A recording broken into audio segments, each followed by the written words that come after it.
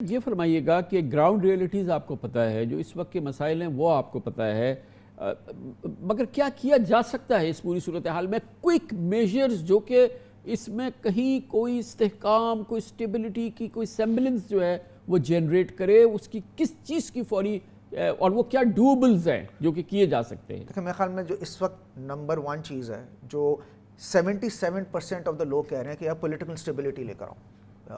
Political stability نہیں لے کر آئیں گے تو ہم اس کا معاملہ حل نہیں کر سکتے. یہ سب سے پہلی بات ہے. دوسری بات ہے کہ پالیٹکس کو اکنامکس سے ڈی کپل کرو. ہم نے دونوں کو جو ہے نا الجھا دیا ہے. یہ دو الگ چیزیں ہیں. تیسری بات یہ ہے کہ میں نے جس طرح پہلے ذکر کیا تھا، جب جو ہے نا گھر میں آگ لگ جاتی ہے نا، تو آپ یہ نہیں پوچھتے کہ آگ لگائی کس نے ہے. آپ یہ کہتے ہیں یار اس کو آگ کو بجھانا ہے اور ہم مل کے آگ بجھائیں گے. تو میری جو گزارش ہوگی جتنے بھی ہمارے کے پولیٹیکل لیڈرز ہیں کہ ان کو اپنے اس وقت ڈفرینسز جو ہے نا وہ سائڈ پہ رکھنے کی ضرورت ہے، because the house is on fire now. تو سب سے پہلے تو اس کو سیٹل کرنے کی ضرورت ہے.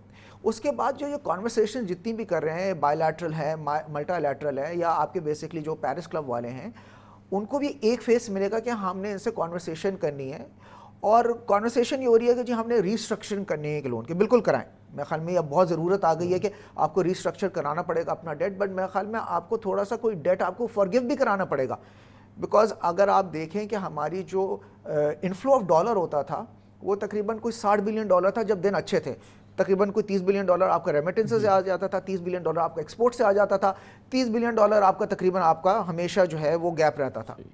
اب وہی امپورٹ جو آپ کی جو انفو ہے وہ 60 سے اٹھ کے 40 کے اوپر آ گئی، 4 بلین کے اوپر آ گئی ہے. اب یہ 4 بلین جو ابھی نومبر کا فگر آیا ہے، اس کے باوجود بھی آپ کا ڈیفیسٹ تقریباً کوئی $0.5 بلین کا ہے. آج بھی آپ کی جو ہے نا امپورٹ زیادہ ہے $0.5 بلین سے. یہ کوئی 8 سے 10 بلین کا آج بھی ڈیفیسٹ ہے، جہاں پہ آپ نے ہر چیز رول لی ہے. آٹو موبیل کو آپ نے بیسکلی بالکل سلو ڈاؤن کر لیا ہے، وائٹ گڈس کو آپ نے سلو ڈاؤن کر لیا ہے، ڈیویڈنڈس آپ باہر بھیج نہیں رہے، آپ ایل سیز کے اوپر بہت ہی سلیکٹیو ہوئے ہیں. تو اس کے اوپر آپ لوگوں کو پہلے تو پولیٹیکل اسٹیبلٹی لانے کی ضرورت ہے. اس کے بعد آپ کو پریکٹیکلی ریسٹرکچرنگ کی ضرورت ہے، اور آپ کو فارگیونیس کی بات کرنے کی ضرورت ہے. بیکاز اس وقت تو میں اس وقت لانگ ٹرم کی تو میں بات ہی نہیں کر رہا، بیکاز اس وقت سب سے بڑا چیلنج تو ہمارا شارٹ ٹرم ہے. اگلے تقریباً کوئی 90 ڈیز کے اندر 12 بلین کی ہمارا پیمنٹ ڈیو ہے. بہت بہت شکریہ جناب عامر رسول پراچا ہمارے ساتھ موجود تھے، vice chairman overseas investor chamber of commerce, chairman بھی ہیں یونیلیور پاکستان کے. یہ ہے انٹرنیشنل انویسٹر کا پاکستان کے بارے میں خیال، اور پاکستان کی اس وقت انتہائی گریو صورتحال ہے معاشی اس حوالے سے. Pakistani business man, Pakistani industrialist کیا کہتا ہے، خاص طور پر پاکستان کے ٹیکسٹائل ایکسپورٹرز. گور اعجاز صاحب ہمیں بتائیں گے وقفے کے بعد.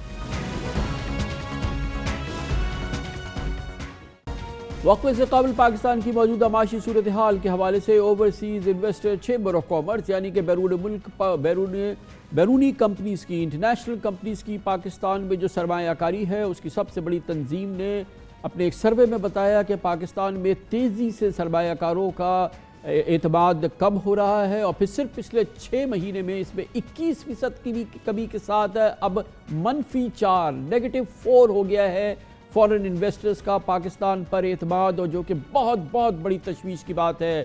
اسی دوران ابھی آپ نے سنا ہمارے ساتھ موجود تھے یونیلیور پاکستان کے چیئرمین اور وائس چیئرمین OICCI یعنی اوورسیز انویسٹر چیمبر کامرس، عامر رسول پراچا. آپ نے ان کی گفتگو سنی. انٹرنیشنل انویسٹرز جو پاکستان میں جو ٹیکس ریونیو جمع ہوتا ہے 33% وہ اس کے ذمہ دار ہوتے ہیں،